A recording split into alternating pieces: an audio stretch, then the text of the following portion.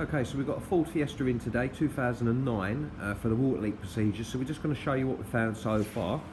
So we've done the end of the check, so I'll quickly show you what we've found so far.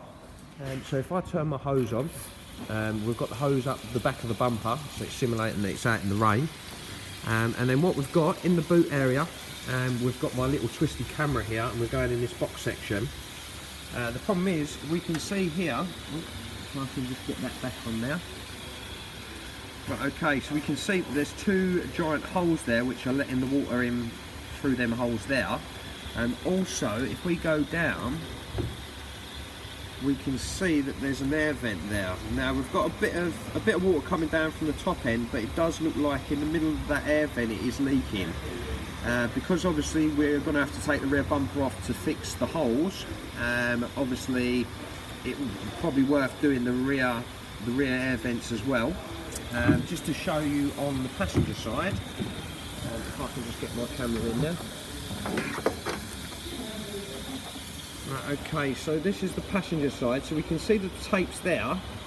We can see that the bottom one's come unstuck, so this is actually getting water coming in as well. And if we just face down to the air vent,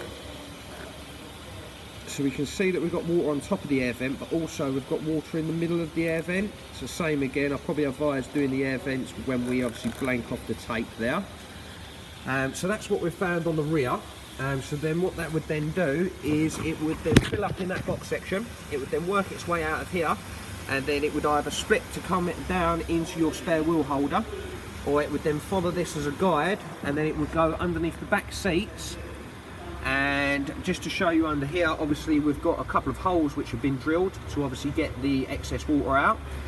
And then once it then comes down past the seats, it will use this as a guide, so we can see that we've got some dirty water here.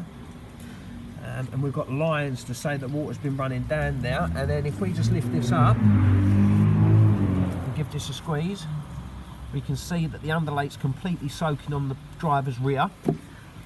If I just quickly go into the driver's front as well, just to show you that it's travelled all the way up. So we've got a little cubby hole here, and we can see in there that we've got signs of wetness.